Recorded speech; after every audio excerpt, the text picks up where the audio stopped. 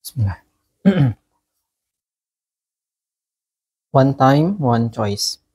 Hal yang sangat jelas adalah bahwa manusia tidak akan bisa membuat dua pilihan yang sama dalam waktu yang sama. Pilihan itu ibarat fokus pada kamera, kita tidak bisa membuat dua fokus pada gambar yang sama. Ketika Anda membaca tulisan ini, berarti Anda meninggalkan pilihan untuk melihat paragraf yang ada sebelum dan sesudah tulisan ini. Anda tidak bisa melihat dua hal secara bersamaan. Apabila kita memilih untuk belajar masak, berarti pada saat yang sama kita meninggalkan pilihan untuk menjahit atau pilihan-pilihan lainnya.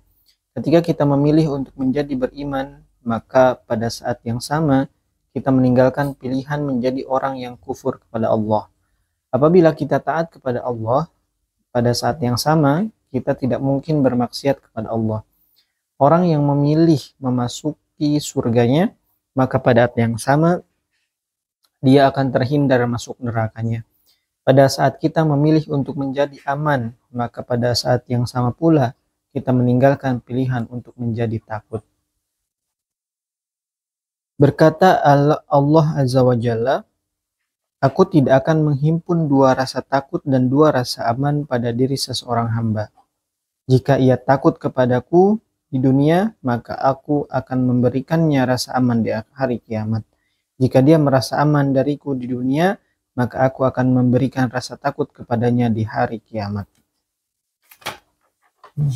Tinggal milih aja ya. Dalam hidup kita juga selalu dihadapkan pada pilihan-pilihan yang harus dipilih salah satu di antaranya. Hidup manusia senantiasa akan dihadapkan pilihan di antara tujuan dan hambatan. Apabila kita memilih untuk fokus pada tujuan, maka hambatannya tidak akan kita rasakan.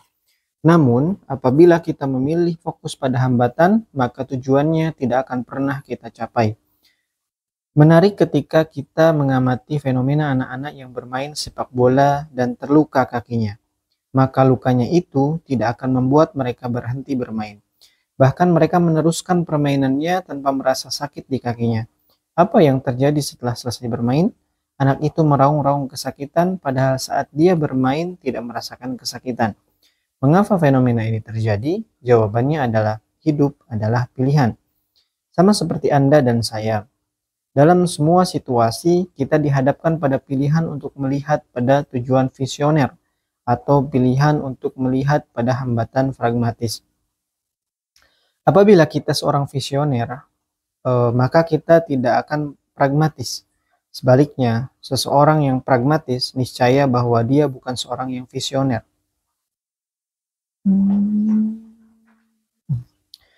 Orang yang pragmatis selalu menjadikan realitas dan fakta sebagai pembatas dan dasar tindakannya, sementara orang visioner menjadikan keinginan dan harapannya sebagai pembatas dan dasar tindakannya.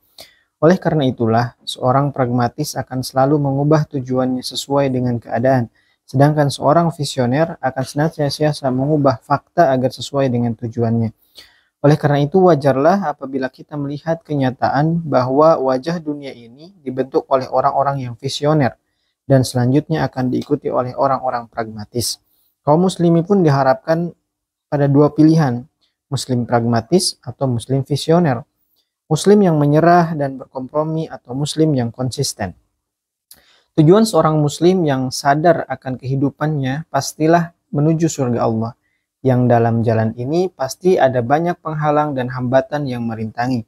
Dia harus siap dimaki dengan kata-kata tidak pantas, siap dikucilkan karena mereka memegang teguh Islam, siap dituduh dengan tuduhan yang kejam dan sinis, siap untuk menanggung beban ekonomi karena banyaknya transaksi haram yang tidak boleh mereka lakukan, siap untuk beribadah kepada Allah dengan ibadah yang total.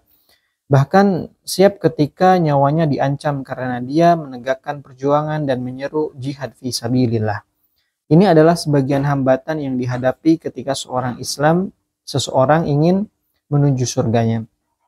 Akan tetapi, ketika dia selalu mengingat tujuannya, mengingat janji Allah bahwa dia akan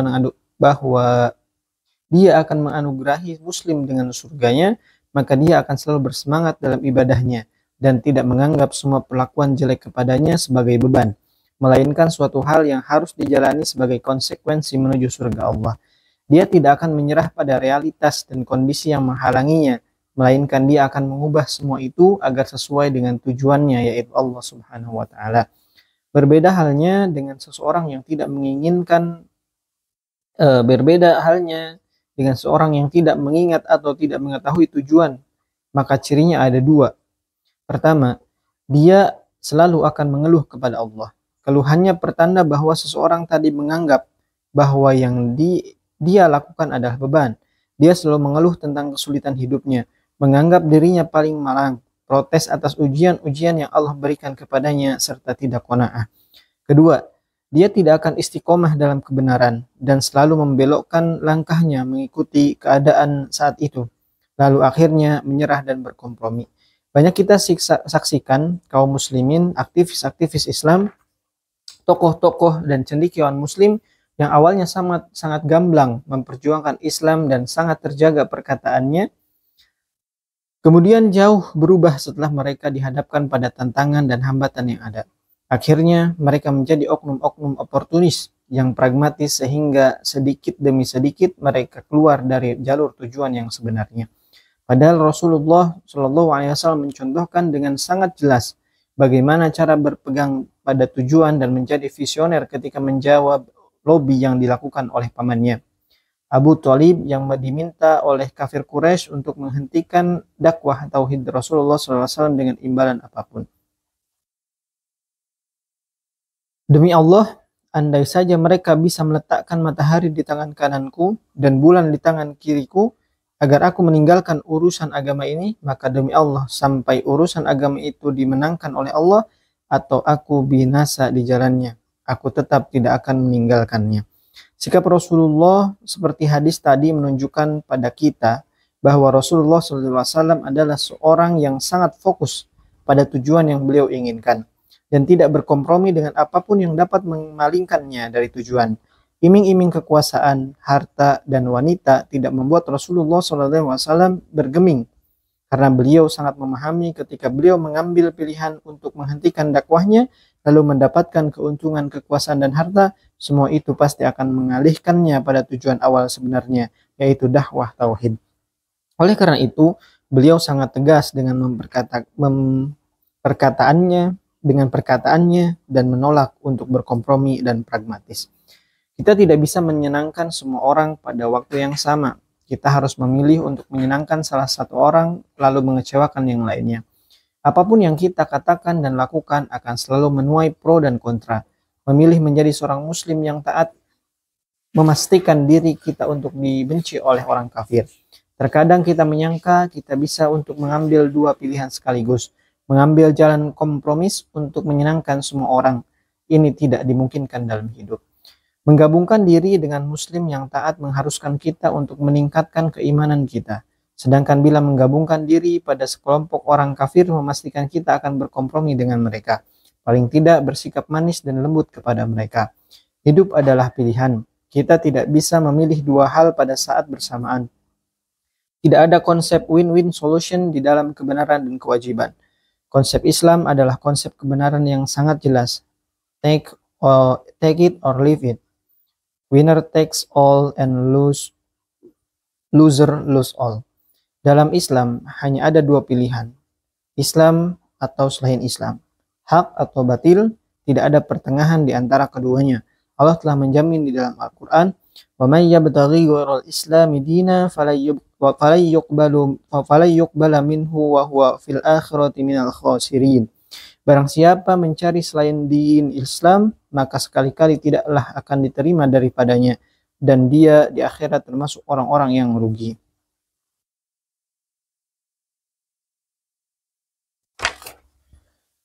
Kita tidak bisa memilih lebih dari satu hal dalam waktu yang bersamaan.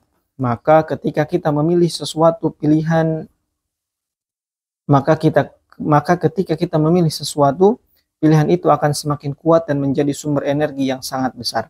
Pada saat yang sama, selain apa yang kita pilih itu akan menjadi kabur dan terlalaikan. Pada saat kita menyampaikan suatu gagasan, selalu ada pro dan kontra. Anda tidak bisa menyenangkan semua orang dengan perkataan Anda. dan Anda tidak akan memiliki cukup waktu untuk membuat semua orang agar menyenangi Anda. Ada sebuah pepatah yang mengatakan orang yang menginginkan semuanya biasanya tidak akan mendapatkan semuanya. Selain itu, ada pepatah yang mengatakan jangan takut pada pendekar yang memiliki banyak jurus, takutlah dengan pendekar yang hanya memiliki satu jurus. Keahlian adalah keadaan seseorang yang telah terbiasa dalam satu pilihan yang dilakukannya secara terus-menerus, sehingga setiap saraf dan ototnya akan bergerak sesuai kebiasaan yang telah dia buat tadi dan telah menjadi gerak refleks baginya. Dengan kata lain, seorang yang menginginkan semuanya berarti telah mengarahkan hidupnya menjadi tidak terbiasa dalam satu hal. Dengan kata lain, orang ini kita anggap tidak memiliki keahlian spesial. Coba perhatikan gambar berikut ini. Gambarnya itu ada rumah ya, ada dua jalan yang menuju rumah. Hidup adalah pilihan dan hanya satu pilihan yang bisa kita buat. Bila kita memilih salah yang satu, maka kita meninggalkan yang satu. Kedua gambar tersebut adalah contoh yang sangat baik untuk menunjukkan pada kita bahwa hidup adalah pilihan dan hanya ada satu pilihan yang dapat kita buat dalam satu waktu. Perhatikan gambar pertama.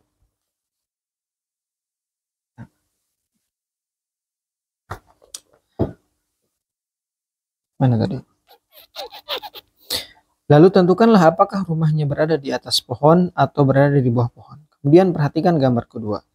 Lalu tentukan apakah kayu yang diduduki kedua orang tersebut terbentuk huruf U ataukah seperti huruf A. Oh ya.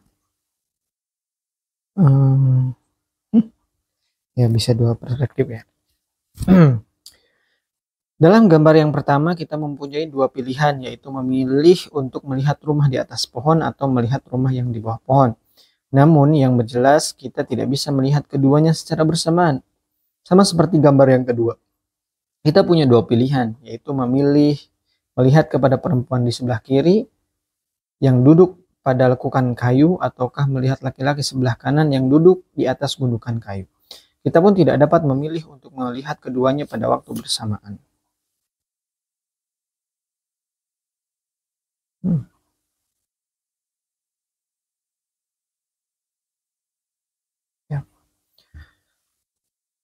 Setiap kejadian yang terjadi pada diri kita, hakikatnya juga tidak memiliki nilai pada awalnya. Sebelum kita memilih untuk memberikan nilai pada kejadian tersebut, kitalah yang memilih untuk memberikan nilai pada fakta menurut cara pandang kita. Akhirnya, penilaian kita itulah yang akan menentukan bagaimana cara kita menyikapi fakta tersebut.